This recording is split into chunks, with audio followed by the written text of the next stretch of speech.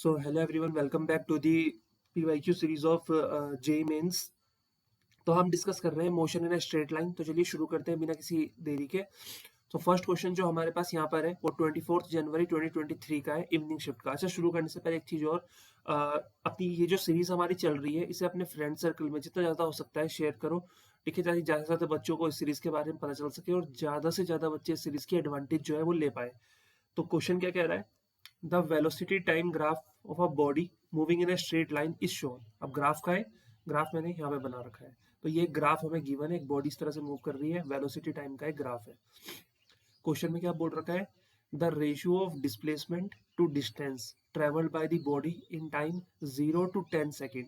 तो 0 सेकेंड से लेके 10 सेकेंड के बीच में बॉडी की जो डिस्प्लेसमेंट है और जो डिस्टेंस है उसका रेशियो बताना है, ठीक है। अब देखो देखो एक चीज तो हमेशा ध्यान रखना, जो वेलोसिटी टाइम ग्राफ का जो कर्व होता है, वेलोसिटी टाइम ग्राफ का जो कर्व होता है वो हमें क्या देता है? वो हमें डिस्प्लेसमेंट देता है। ओके,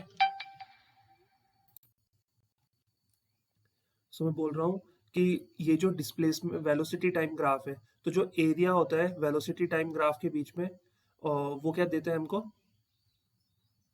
डिस्प्लेसमेंट देता है। देखो एक चीज हमेशा ध्यान रखना, अगर मैं एरिया निकालता हूँ वेलोसिटी टाइम ग्राफ का और मैं साइन को भी इंक्लूड करता हूँ तो वो हमें डिस्प्लेसमेंट देता है।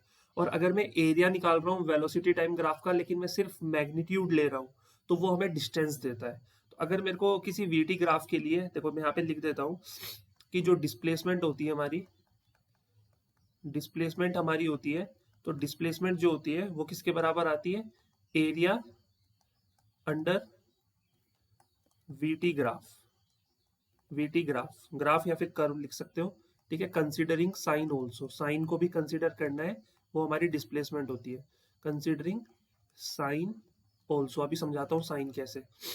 और अगर हमें सिर्फ मैग्नीट्यूड मैग्नीट्यूड लेना होगा तो वो हमें डिस्टेंस देगा, ठीक है। यहाँ पे भी डिस्प्लेसमेंट लिख दिया, तो वो हमें क्या देगा? डिस्टेंस हमें देगा। तो डिस्टेंस इज इक्वल्स टू क्या होगा? Area under VT graph considering only magnitude, considering only magnitude. अब देखो जैसे ये हमें ग्राफ गिवन है, अब जैसे ये हमें ग्राफ गिवन है तो इसमें अगर मेरे को क्या करना है? डिस्प्लेसमेंट निकालनी है। तो डिस्प्लेसमेंट के लिए मैं क्या करूंगा? सबसे पहले डिस्प्लेसमेंट इज इक्वल्स टू, तो एरिया निकालेंगे इसका, ठीक है। देखो सबसे पहले तो हमारे पास क्या आएगा? एरिया आएगा। तो इसका एरिया निकालते हैं, इस ऊपर वाले बॉक्स का, ठीक है। इसका एरिया निकालते हैं, इसका, फिर इसका एरिया निकालेंगे, फिर इसका एरिया निकालेंगे और फिर इसका एरिया निकालेंगे। ओके, तो डिस्प्लेसमेंट जो एरिया होता है वीटी ग्राफ का, जब हम साइन को भी कंसिडर करेंगे, ठीक है, ऊपर वाले को पॉजिटिव लेंगे और नीचे वाले को नेगेटिव, तो वो हमें डिस्प्लेसमेंट देता है। तो अगर ये एक रेक्टेंगल है तो इसका एरिया निकालना है, तो ये यहाँ से यहाँ तक 8 है और यहाँ से यहाँ तक 2 है, तो 8 2 जा कितना होता है? 16। साइन को भी कंसिडर करना है। ओके, ये 2 से लेके 4 तक, तो ये 2 हो गया हमारा, ठीक है। और ये यहाँ से लेके -4 तक मतलब 4 हो गया। तो 2 4 जा 8, बट माइनस का साइन आएगा क्योंकि ये नेगेटिव है, नीचे की तरफ है। ये ऊपर की तरफ है तो 4 से 8 तक 4 और ये 4, तो 4 4 जा कितना होता है? 16।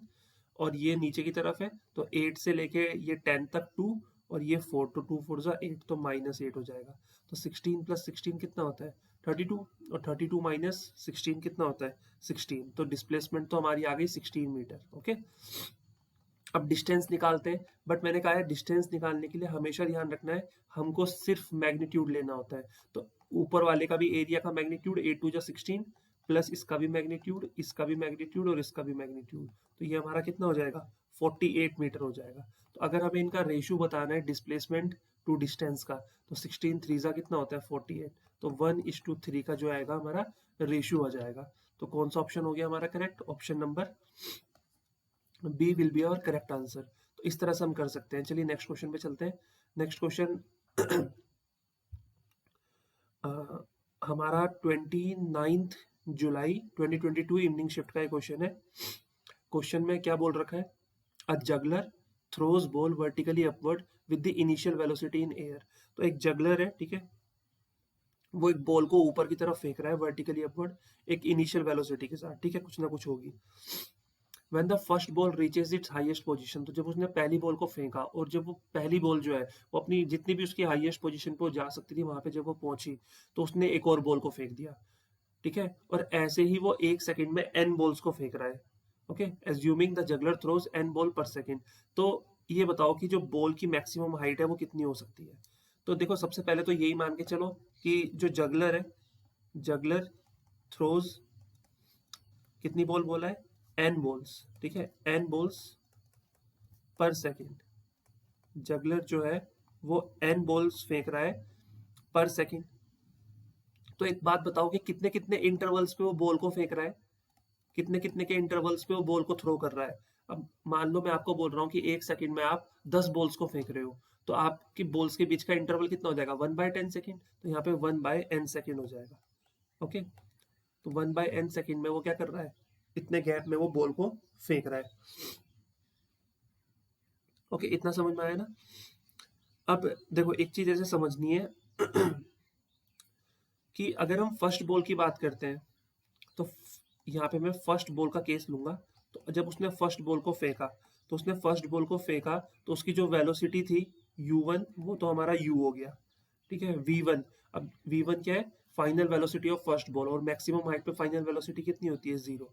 एक्सेलरेशन तो -g के बराबर हो जाएगा, और जो डिस्टेंस है वो मैक्सिमम हाइट के बराबर आ जाएगा। ठीक है, समझते जाना, अभी मैं पहली बॉल की जर्नी को बता रहा हूँ। तो अगर मैं अपने इक्वेशन जो होती है, क्या इक्वेशन होती है, v square is equals to U square plus 2as, third equation of motion. इसमें अगर वैल्यू पुट कर दूं तो ये 0 is equals to U square, और ये हो जाएगा -2g और h मैक्सिमम। ओके, तो यहाँ से मेरा h मैक्सिमम कितना आ जाएगा, हाइट मैक्सिमम, तो ये आ जाएगी यू स्क्वायर अपॉन 2g। और जब चैप्टर पढ़ा होगा तभी भी आपने देखा होगा कि हाइट मैक्सिमम हाइट का फॉर्मूला यही आता है, you square upon 2g। Okay, इसको इक्वेशन फर्स्ट मान लो। बट यहाँ पर तो देखो u की फॉर्म में है ही नहीं है क्वेश्चन, ये क्वेश्चन तो g और n की फॉर्म में है, समझ रहे हो, मतलब हमें n को इंट्रोड्यूस कराना पड़ेगा। अच्छा एक चीज और कि एक इक्वेशन ऑफ मोशन ये भी तो होती है, first equation of motion v is equals to U plus A T, ये भी तो होती है ना एक इक्वेशन। तो अगर मैं इन्हीं सब वैल्यूज को इस इक्वेशन में पुट करता हूँ तो v तो 0 है, तो ये 0 इज इक्वल्स टू u, ठीक है, तो ये v1 is equals to u1 plus a1 t1 हो जाएगा। तो ये हमारा हो जाएगा, v1 तो हमारा 0 हो गया, u1 हमारा u हो गया, एक्सेलरेशन -g और ये t। तो यहाँ से मेरे को एक चीज और मिली कि उस फर्स्ट बॉल को मैक्सिमम हाइट पे पहुंचने के लिए, और मैक्सिमम हाइट कितनी है, यू स्क्वायर अपॉन 2g, और इसको यू स्क्वायर अपॉन 2g जो कि मैक्सिमम हाइट है उस तक पहुंचने के लिए कितना टाइम लगा, u अपॉन g लगा। तो दो चीजें हमने कैलकुलेट कर ली यहाँ पे, ठीक है।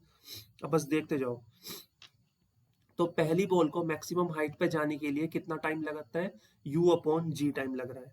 ओके, तो क्वेश्चन क्या बोल रहा है, क्वेश्चन कह रहा है कि जो टाइम लग रहा है ना वो 1/n सेकेंड के बराबर है, 1/n सेकेंड के बराबर है। अभी हमने यही तो कहा था कि कितने कितने इंटरवल में हम फेंक रहे हैं, 1/n सेकेंड में। और फेंक हम कब रहे हैं, जब वो फर्स्ट बॉल अपनी मैक्सिमम हाईएस्ट पोजीशन पे पहुंच जा रही है, तो हम दूसरी बॉल फेंक रहे हैं। तो एक मैक्सिमम हाईएस्ट पोजीशन पे पहुंच रही है तब दूसरी बॉल फेंक रहे हैं, और इंटरवल है 1/n, इसका मतलब वो 1/n सेकेंड में ही तो मैक्सिमम हाइट पे जा रही होगी। और वो टी की वैल्यू हमने अभी निकाली, यू अपॉन जी। इसका मतलब ये है कि इसकी जगह अगर मैं टी की जगह यू अपॉन जी लिखता हूँ तो यू अपॉन जी जो है मेरा 1/n के बराबर है। तो इससे एक चीज तो क्लियर हो गई, क्या क्लियर हुई, कि जो मेरा u है वो g अपॉन n के बराबर है। ठीक है, u जो है मेरा g अपॉन n के बराबर आ गया। अब मेरे को क्या निकालना था, मैक्सिमम हाइट निकालनी है। तो मैक्सिमम हाइट का फॉर्मूला मेरा है यू स्क्वायर अपॉन 2g। तो क्यों ना मैं u की जगह g अपॉन n पुट कर दूं, तो ये हो जाएगा g अपॉन n का होल स्क्वायर अपॉन 2g। तो यहाँ से मेरा हाइट मैक्सिमम जो है कितना आ जाएगा, g square upon n square into 2g। तो जी से स्क्वायर कैंसिल, तो यहाँ से मेरा जो हाइट मैक्सिमम है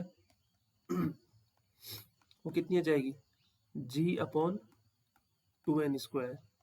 तो कौन सा ऑप्शन जो है वो सही नजर आ रहा है, जी अपॉन 2n स्क्वायर कौन सा है, ऑप्शन नंबर डी जो है वो एकदम यहाँ पे करेक्ट नजर आ रहा है। ओके, तो इस तरह से ऐसे क्वेश्चंस को सॉल्व करना है, घबराना नहीं है क्वेश्चन को देख के, क्वेश्चन बहुत ज्यादा इजी होते हैं। अगर आपने लास्ट 5 to, देखो वैसे तो 10 years के मैं बोलता हूँ, बट अगर इतना टाइम नहीं है आपके पास, अगर आपको ये जो कमिंग जेई है जनवरी में 2026 में वो वाला देना है, तो टाइम कम है आई नो, तो क्या कर सकते हो, लास्ट 5 year के तो एटलीस्ट सॉल्व कर सकते हो क्वेश्चन, ठीक है।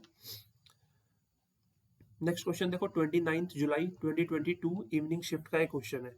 क्वेश्चन क्या कह रहा है, क्वेश्चन को ध्यान से समझो। क्वेश्चन कह रहा है कि a ball is release from height H, एक बॉल है जिसको हमने एक एच हाइट से क्या किया है, रिलीज किया है, and if T1 and T2 be the time required to complete first half and second half of the distance approximately। देखो बहुत इजी क्वेश्चन है। हम ये मान लेते हैं कि हमने उस बॉल को जो है वो इस हाइट से हमने क्या किया है, ड्रॉप किया है। ओके, और ये हाफ डिस्टेंस है बिल्कुल। तो अगर इसकी पूरी हाइट जो है वो h है, पूरी हाइट अगर इसकी h है तो ये वाली हाइट कितनी हो जाएगी इसकी h/2, और ये वाली हाइट भी कितनी हो जाएगी h/2। इतना क्लियर है। तो जो फर्स्ट हाफ डिस्टेंस है वो उसमें इसको लग रहा है T1 टाइम, और सेकंड हाफ डिस्टेंस में इसको लग रहा है T2 टाइम। ये उन्होंने हमें बोल रखा है, और हमें T1 T2 का एक करेक्ट रिलेशन बताना है।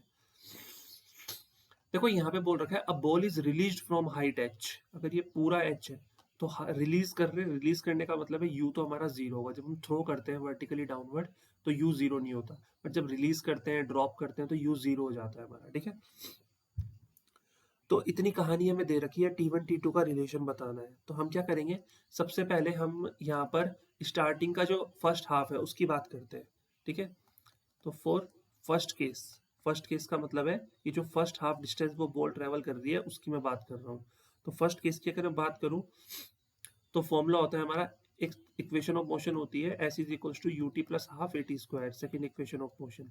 तो अगर यू जीरो है तो एस हमारा किसके बराबर हो जाएगा, डिस्टेंस के। तो एस हमारा आ जाएगा हाफ ए टी स्क्वायर। अब यहाँ पे वैल्यूज पुट करते हैं। ठीक है, एस की जगह कितना आ जाएगा h/2, हाफ ए की जगह नीचे की तरफ आ रही है तो एक्सेलरेशन ड्यू टू ग्रेविटी, और टाइम कितना लग रहा है उसको T1, तो T1 का स्क्वायर आ गया। तो यहाँ से मेरा हाफ 2 से 2 कैंसिल हो गया, तो h की वैल्यू आ गई g T1 square. So I hope इतना क्लियर हो गया होगा। h हमारा आ गया g T1 स्क्वायर। अब एक काम करते हैं ना, T2 निकालना है ना हमें। तो देखो बहुत सारे बच्चे क्या करेंगे यहाँ पर फिर सेकंड हाफ के लिए निकालेंगे केस सेकंड, बट ऐसा नहीं करना है। इसमें क्या करो, फुल डिस्टेंस के लिए निकाल लो। तो सेकंड केस हम क्या लेंगे, फुल डिस्टेंस के लिए लेंगे। तो फुल डिस्टेंस कितनी है, फुल डिस्टेंस वो हाइट जो है वो h है। ठीक है, और u तो जीरो हो गया, अगेन फुल डिस्टेंस के लिए भी तो u जीरो ही होगा, और हाफ एक्सेलरेशन तो हमारा g आएगा, बट t की जगह हमारा T1 प्लस T2 आ जाएगा, क्योंकि यहाँ पे हम T1 प्लस T2 आ गया। ठीक है, तो T1 प्लस T2 t हो गया उसका स्क्वायर। अब देखो यहाँ पे क्या करना है, h की वैल्यू हमने ऑलरेडी निकाल ली है। h की वैल्यू कितनी है देखो, g T1 स्क्वायर। तो लिख दो h की जगह g T1 square is equals to half g, और ये हो जाएगा T1 प्लस T2 का होल स्क्वायर। देखो कितनी सारी चीज, g से g कैंसिल हो गया। ठीक है ना, और ये 2 की मल्टीप्लाई T1 स्क्वायर के साथ हो जाएगी, तो ये हो जाएगा 2T1 square is equals to, और ये हो जाएगा हमारा T1 प्लस T2 का होल स्क्वायर। अब इस T1 प्लस T2 के होल स्क्वायर को अगर मैं इधर भेजता हूँ तो ये रूट कर देगा इसको। ठीक है, तो यहाँ से मैं इसको ऐसे लिख सकता हूँ कि √2 और T1 स्क्वायर से रूट कैंसिल हो जाएगा, तो √2 T1 is equal to T1 plus T2। Okay, तो अगर मैं यहाँ से T2 की वैल्यू निकालना चाहूँ, T1 को इधर लेके आते हैं, तो T1 को इधर लेके आएंगे और कॉमन लेंगे, तो ये बचेगा √2 माइनस 1 T1 बराबर T2। ओके, सो ये जो है हमारा रिलेशन आ गया T1 और T2 के बीच का। तो कौन सा ऑप्शन सही दिख रहा है, T2 is equals to √2 minus 1 T1। तो ऑप्शन नंबर डी जो है वो हमें करेक्ट आंसर जो है वो यहाँ पे नजर आ रहा है। सो आई होप कि इस तरह से ऐसे जितने भी क्वेश्चंस आपके पास आएंगे आप उनको कर सकते हो। ठीक है, चलते हैं नेक्स्ट क्वेश्चन पे। देखो 29 जुलाई 2022 का ये क्वेश्चन है, मॉर्निंग शिफ्ट का। क्वेश्चन क्या कह रहा है, a ball is thrown vertically upward with a certain velocity. एक बॉल है जिसको हम वर्टिकली अप जो है अपवर्ड फेंक रहे हैं किसी वेलोसिटी के साथ, मतलब यहाँ पे u जीरो नहीं है। अच्छा, जब किसी बॉल को ड्रॉप करते हैं तो u जीरो होता है, लेकिन जब किसी बॉल को ऊपर की तरफ फेंकते हैं तो v जीरो हो जाता है, क्योंकि मैक्सिमम हाइट पे जाके वो रुकेगी फिर नीचे आती है। ओके, तो ये ध्यान रखना। It reaches a maximum height h. Find the ratio of the time in which it is at a height of h/3 while going up and while coming down respectively। देखो कहानी क्या है, कहानी समझो पहले पूरी।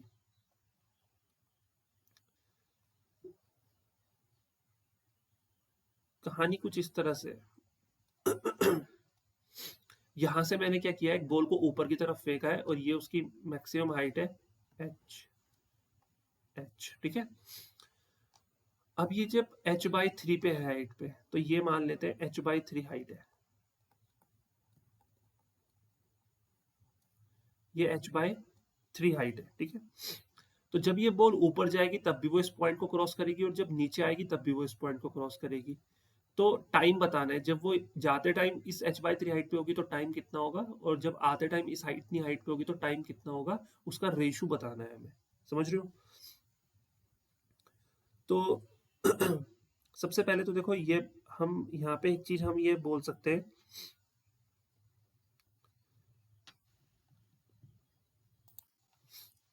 देखो सबसे पहली चीज तो ये है ना यहाँ पर, कि जब किसी बॉडी को ऊपर की तरफ फेंकेंगे तो जो वेलोसिटी होती है ना, वो बॉडी मैक्सिमम हाइट h पे जा रही है, तो ये जो h होता है, ठीक है, ये भी हमने निकाला था, ये u² / 2g के बराबर होता है। अभी इससे पहले वाले किसी क्वेश्चन में हमने हाइट निकाली थी ना, ये देखो u²/2g, h height maximum u²/2g, और मैक्सिमम हाइट यहाँ पे स्मॉल h है, तो u की वैल्यू कितनी आ जाएगी, 2gh, √2gh। ओके। तो यहाँ से हम बोल सकते हैं कि u जब जो जिस वेलोसिटी के साथ हमने उसको ऊपर की तरफ फेंका वो कितनी है, u is equals to √2gh। एक एक करके चीजों को सिंप्लीफाई करेंगे, ठीक है। तो u हमारा आ गया √2gh। इस स्पीड से हम क्या कर रहे हैं, इसको ऊपर की तरफ फेंक रहे हैं।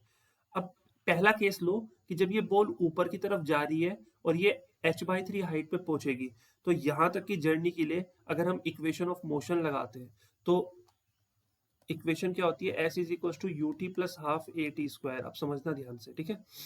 मैं यहाँ पे क्या कर रहा हूँ,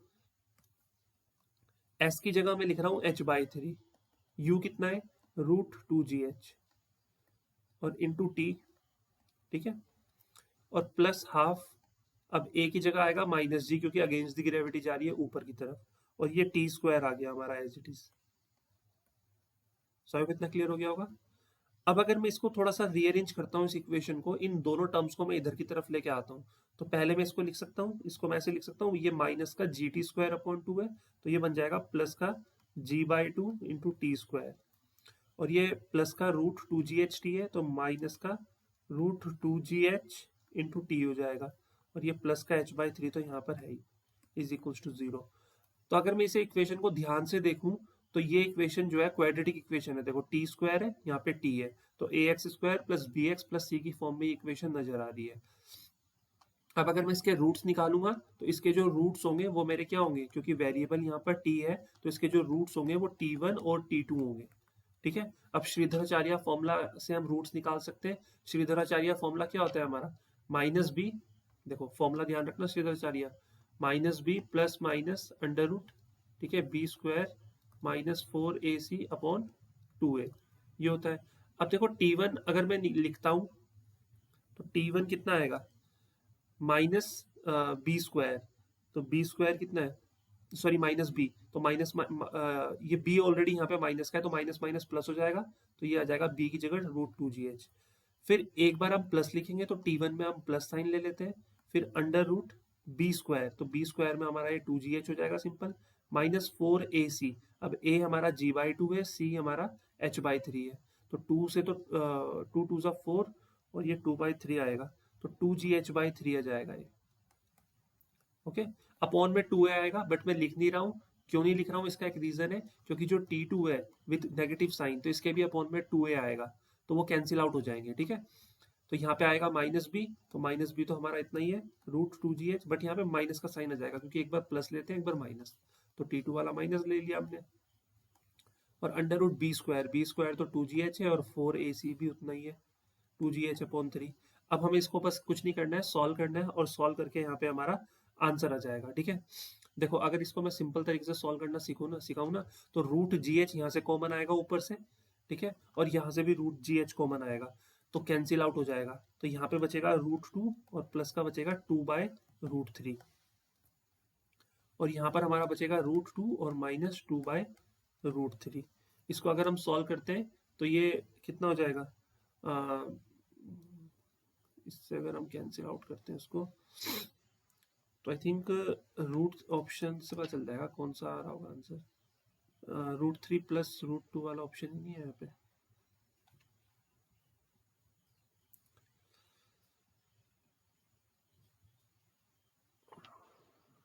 T2/T1 पूछ रखा है क्या?